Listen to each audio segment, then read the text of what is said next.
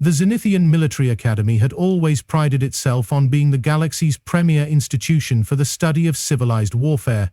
Located on the crystal spires of Zenith Prime, where the three moons cast perpetual twilight across manicured gardens of bioluminescent flora, the Academy represented everything the Galactic Federation valued: order, honor, and the careful application of violence within strictly regulated parameters. Professor Keth'varax Nool had spent the better part of 3 centuries perfecting the art of proper combat theory. His mandibles clicked with satisfaction as he reviewed his morning lecture notes, his compound eyes scanning the familiar diagrams of formation tactics and siege protocols.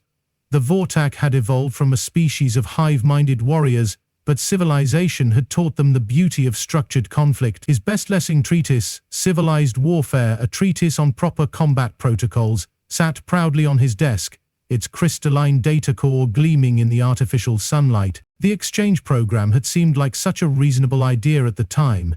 Cultural understanding between species, sharing of tactical knowledge, that sort of diplomatic nonsense the Federation loved to champion. When the request came to host a human instructor for a semester-long course on alternative combat methodologies, Professor Nool had barely glanced at the application. Humans were one of the newer species, having only recently achieved interstellar travel after nearly obliterating themselves with primitive nuclear weapons. How dangerous could their military theories possibly be? Marcus Chen arrived on a Tuesday morning carrying nothing but a worn duffel bag and an expression that suggested he found the Academy's grandeur mildly amusing.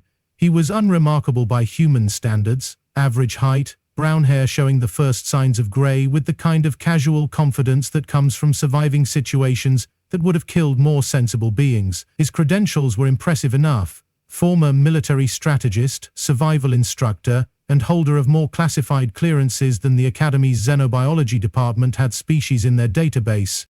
"So," Marcus said, settling into the guest lecturer's chair with the kind of relaxed posture that made Professor Nool's chitin itch, "I understand you folks want to learn about human combat tactics."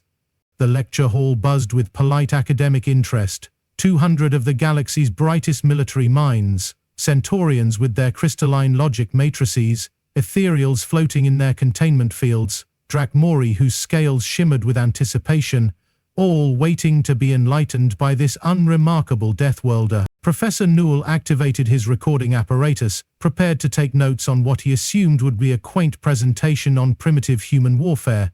Perhaps they would learn about their ancient tendency to throw sharp sticks at each other, or their amusing habit of organizing themselves into lines and shooting projectiles until one side grew tired. "Let's start with something simple," Marcus continued, his voice carrying the kind of casual authority that made Professor Nool's antennae twitch. "Strategy number 1. The Wounded Gazelle Gambit." The holographic display flickered to life, showing a tactical scenario that made every civilized mind in the room freeze in horror. A human soldier, apparently grievously wounded, lying motionless in the center of a battlefield. Enemy forces approached to either finish him off or capture him, only to discover that the wounded soldier was perfectly healthy and had been waiting for them to cluster around his position before detonating a concealed explosive device. "The key," Marcus explained with the tone of someone discussing the weather, "is to sell the injury convincingly. Maybe drool a little, let your limbs go slack, really commit to the bit. Works about 60% of the time, every time." Professor Nool's note-taking stylus snapped in his grip. This was not warfare, this was cheating of the highest order. His 6 eyes blinked in rapid succession as he processed the implications.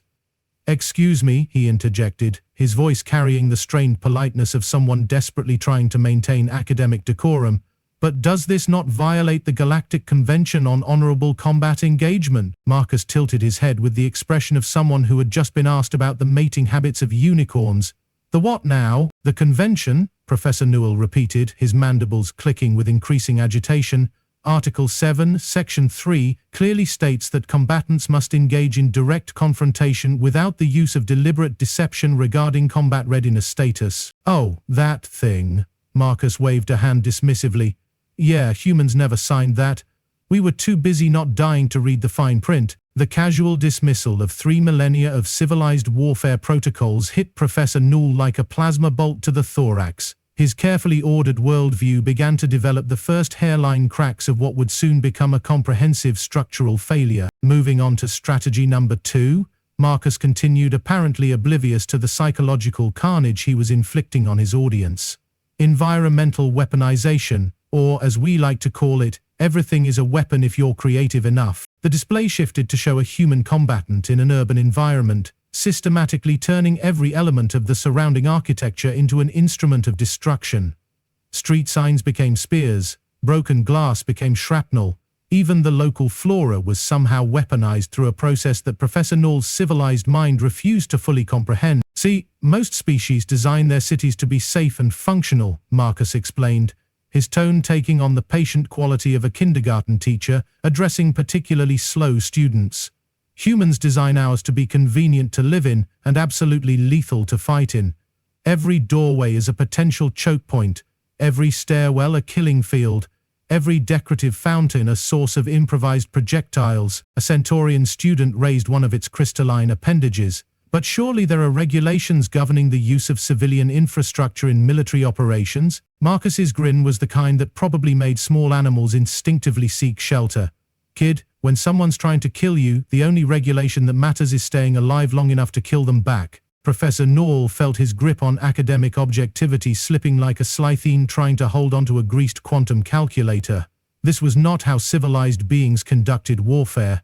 This was chaos, anarchy, the complete breakdown of everything that separated thinking creatures from mindless beasts. Strategy number 3, Marcus announced with the cheerful demeanor of someone about to explain why fire was hot. The Berserker's paradox. The holographic display showed what appeared to be a human warrior in the midst of a complete psychological breakdown, screaming incoherently while charging directly into enemy fire. But as the scenario played out, Professor Nool's horror deepened as he realized this apparent madness was actually a carefully calculated tactic designed to overwhelm enemy psychological defenses through sheer unpredictability. The trick, Marcus explained, is to be just crazy enough to be terrifying, but not so crazy that you get yourself killed before you can kill them. It's a delicate balance, like being insane with a PhD in tactical analysis. One of the Drakmori students hissed in what might have been admiration or terror, "Your species deliberately induces psychological instability as a combat enhancement?" "Oh, we don't induce it," Marcus replied with the kind of casual honesty that made Professor Nool's world tilt sideways. "We just stop suppressing it. Turns out millions of years of evolution as persistence hunters leaves you with some pretty intense psychological machinery. Most of the time we keep it locked up behind social conventions and therapy. In combat, we just let it off the leash." Professor Nool's note-taking had devolved into erratic scratching that bore no resemblance to any known writing system. His academic mind, trained over centuries to categorize and analyze military tactics within the framework of civilized warfare, was experiencing something roughly equivalent to a computer trying to run software designed by cosmic horror entities. Strategy number 4 brings us to asymmetric engagement protocols, Marcus continued, apparently interpreting the stunned silence of his audience as rapt attention rather than the collective psychological trauma it actually represented, or as we call it, "There's no such thing as fighting fair when you're fighting for your life." The display showed scenarios that made Professor Nool's compound eyes water with sympathetic pain. Humans using tactics that were not just unconventional, but seemed designed to violate every principle of honorable combat that had governed galactic civilization for millennia. Ambush tactics that relied on patience measured in days, technological advantages exploited to their absolute limits, and a complete disregard for the concept of proportional response. "The beauty of asymmetric warfare," Marcus explained with the enthusiasm of someone discussing their favorite hobby, "is that it forces your enemy to fight on your terms instead of theirs.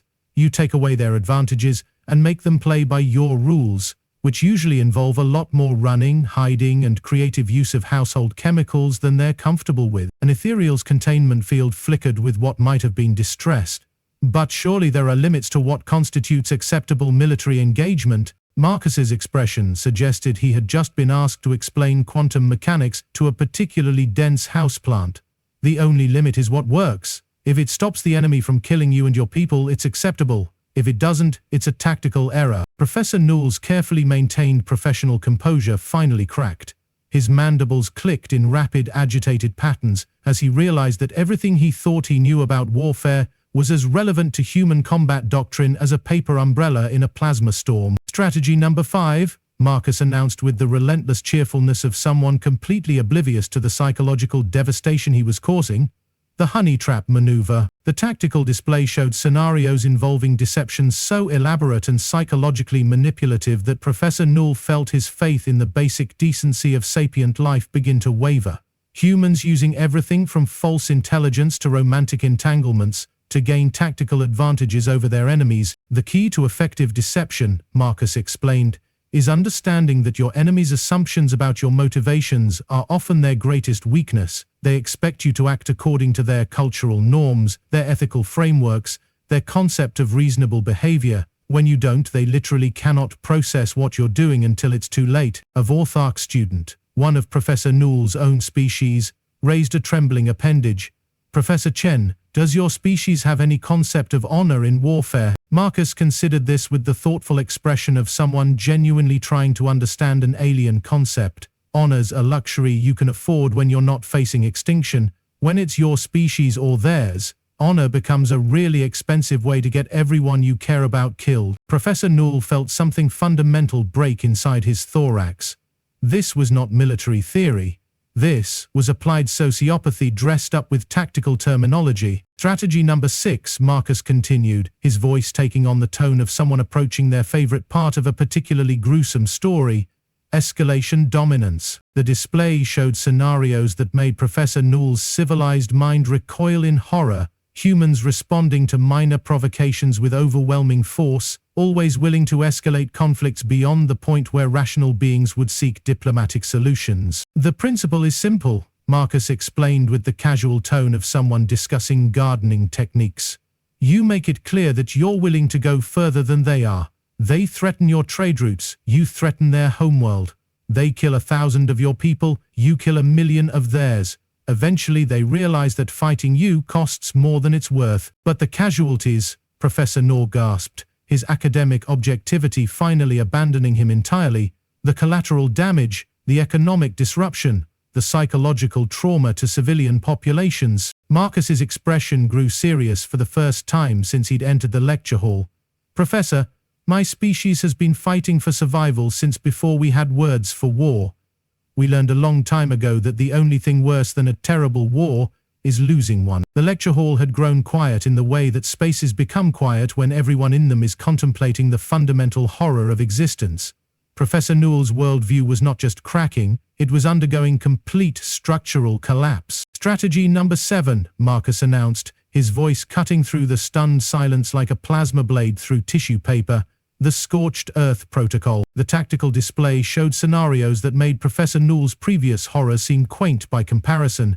Humans systematically destroying everything of value in their own territory, rather than allow it to fall into enemy hands, turning entire star systems into uninhabitable wastelands to deny them to their opponents. The logic is straightforward, Marcus explained with the matter-of-fact tone of someone reading a grocery list.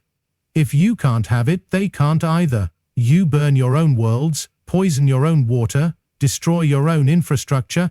It's like playing a game where everyone loses except you're better at losing than they are. A Centaurian student's crystalline matrix flickered with what might have been system overload. But surely the cost to your own population is less than the cost of slavery, Marcus finished.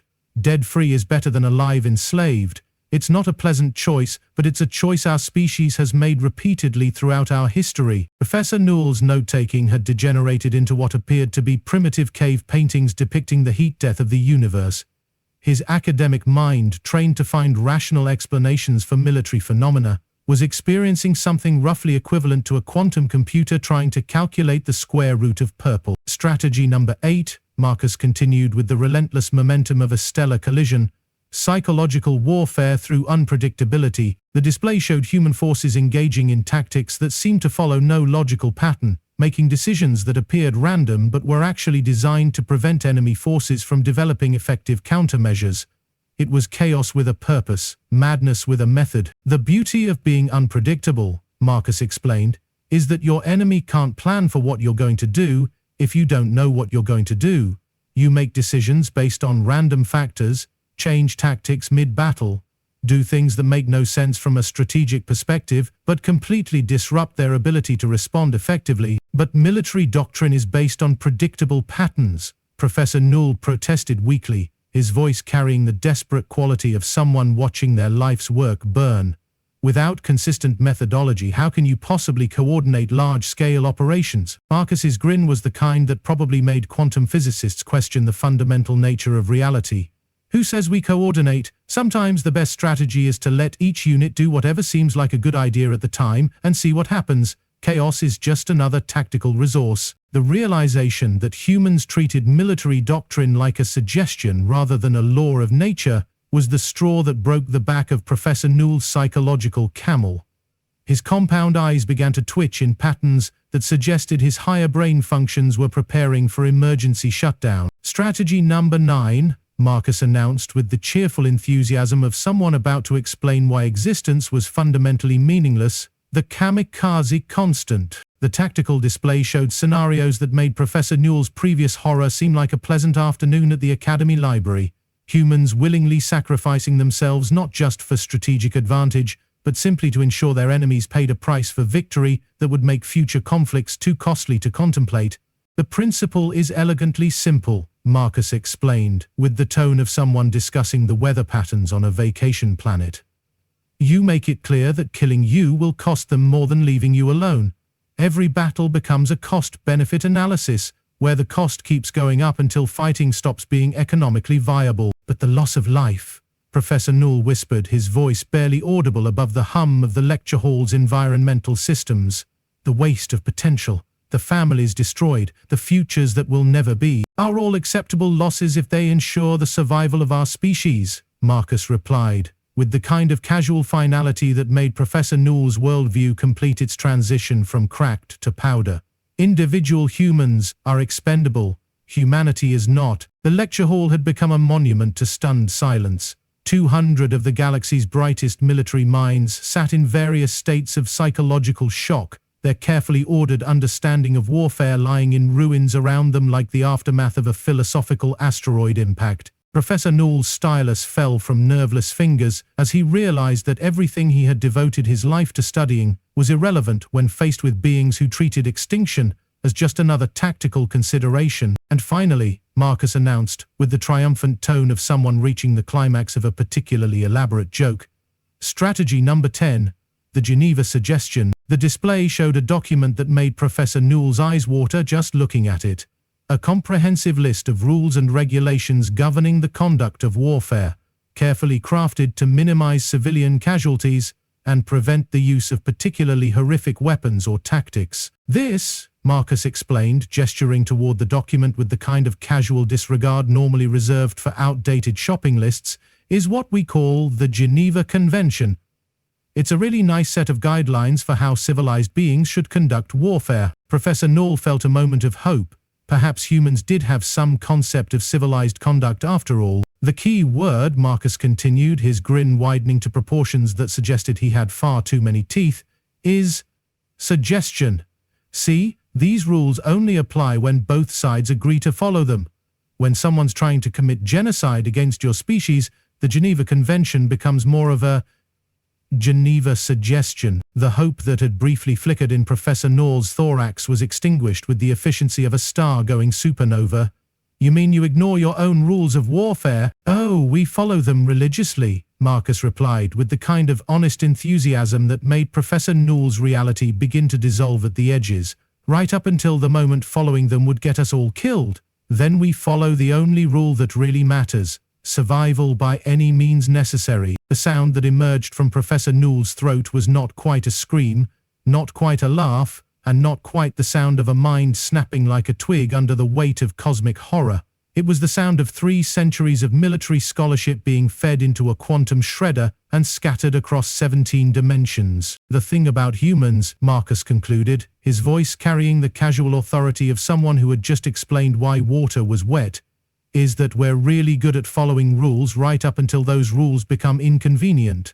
We'll shake hands, sign treaties, attend diplomatic functions, and generally pretend to be civilized, but when push comes to shove, we're still the same species that climbed to the top of the food chain by being better at killing things than anything else was at killing us. Professor Nool's carefully maintained academic composure finally achieved complete structural failure. His mandibles clicked in random patterns, his compound eyes twitched with the rhythm of a broken quantum oscillator, and his note-taking had devolved into what appeared to be abstract art, representing the heat death of the universe. Questions? Marcus asked with the cheerful optimism of someone who had just delivered a lecture on advanced flower arrangement, rather than the complete deconstruction of galactic civilization's approach to warfare. The silence that followed was the kind of silence that occurs when 200 highly intelligent beings simultaneously realize that everything they thought they knew about military strategy was approximately as useful as a chocolate teapot in a plasma storm. Professor Nool rose from his seat with the uncertain movement of someone whose legs had forgotten how to function properly. I need to... He paused, his voice trailing off as he realized that the common galactic language lacked adequate words to express the complete existential crisis he was experiencing. I need to reconsider everything. He stumbled toward the exit with the uncertain gait of someone whose fundamental understanding of reality had just been fed into a quantum blender and reassembled by drunk engineers. Behind him, the lecture hall remained frozen in the kind of stunned silence that follows the revelation that the universe is far more terrifying than anyone had previously imagined. The Academy's emergency response team found Professor Nool 3 hours later, sitting in his office, staring at his copy of Civilized Warfare, a treatise on proper combat protocols, with the expression of someone who had just discovered that their life's work was actually a children's picture book about imaginary friends. Sir. The medical technician's voice carried the careful tone of someone addressing a being who might have become detached from consensus reality. Are you experiencing any symptoms of psychological distress? Professor Nool's laugh was the kind of sound that makes emergency responders reach for their sedatives. Psychological distress? My dear fellow, I have just learned that everything I thought I knew about warfare is equivalent to a fairy tale written by someone who has never seen actual combat. I have spent 3 centuries studying the civilized application of military force, only to discover that the most successful military species in the galaxy treats civilization as a hobby they can abandon whenever it becomes inconvenient. The medical technician exchanged glances with his colleagues, their expressions suggesting they were witnessing the kind of mental breakdown that would become a cautionary tale told in psychology textbooks for generations to come. The humans, Professor Nool continued, his voice taking on the dreamy quality of someone who had achieved enlightenment through cosmic horror, have turned warfare into an art form, not the kind of art that hangs in museums but the kind that involves using museum pieces as improvised weapons. They have weaponized everything from psychology to physics, from diplomacy to domestic architecture. They treat the laws of war like suggestions, military doctrine like rough guidelines, and the concept of proportional response like a quaint relic of a more innocent time. 6 months later, Professor Nool was granted extended medical leave to recover from what the Academy's Psychological Evaluation Board diplomatically termed acute paradigm displacement syndrome.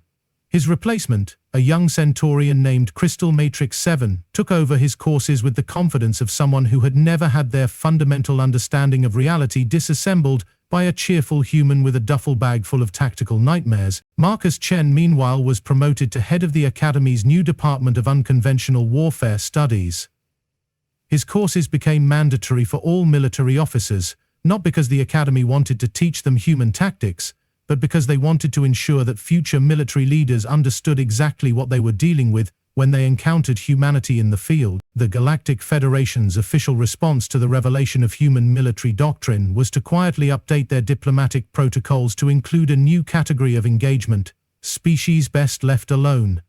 The humans, for their part, continued to participate in galactic civilization with the same cheerful enthusiasm they brought to everything else, apparently oblivious to the fact that their mere existence had fundamentally altered how the rest of the galaxy thought about warfare. Professor Nool eventually returned to teaching, though his new courses focused on psychological preparedness for encountering incomprehensible military doctrines and why some species should never be fought, a practical guide to survival through avoidance. His students often noted that he had developed a nervous tic that caused his mandibles to click whenever someone mentioned the words human and strategy in the same sentence. At the same time, Professor Nool. The Academy's library still contained Professor Nool's original treatise on civilized warfare, though it had been moved to the historical documents section and reclassified as theoretical frameworks for species who have never encountered existential threats. A small placard next to it read, "Please note that this document describes military doctrines that assume all participants share certain basic assumptions about the nature of civilized behavior. These assumptions may not apply to all species, particularly those that evolved on worlds where everything was actively trying to kill them." The galaxy had learnt a valuable lesson about the dangers of assuming that all intelligent species approached problem-solving from the same philosophical framework. Some species developed art, literature, and complex social structures. Others developed better ways to kill things. The humans, in their typical overachieving fashion, had somehow managed to do both simultaneously, and somewhere in the depths of space, on a small blue planet that had somehow produced beings capable of treating warfare as both an art form and a survival strategy, humanity continued its expansion into the galaxy with the same cheerful determination that had carried them from the African savanna to the stars. They attended diplomatic functions, signed trade agreements, and generally participated in galactic civilization with the kind of enthusiasm that made other species nervous in ways they couldn't quite articulate. After all, as Marcus Chen had so eloquently demonstrated, the most terrifying thing about humans was not their capacity for violence, but their ability to make that violence seem perfectly reasonable when viewed from their perspective. They had turned survival into a science, warfare into an art, and the complete destruction of everything they held dear into just another tactical option. The galaxy was a much more interesting place with humans in it. It was also a much more dangerous one. But perhaps in the end that was exactly what the universe needed. A species that treated the impossible as merely improbable, the unthinkable as simply another problem to be solved, and the concept of civilized warfare as a luxury they could afford right up until the moment they couldn't. Professor Nool would have appreciated the irony if he hadn't spent the last 6 months in therapy trying to rebuild his shattered worldview. But that's a story for another day, and probably one that would require its own team of psychological counselors to process properly. The universe, it seemed, had a sense of humor after all. It was just the kind of humor that made people question their life choices and reach for stronger medication.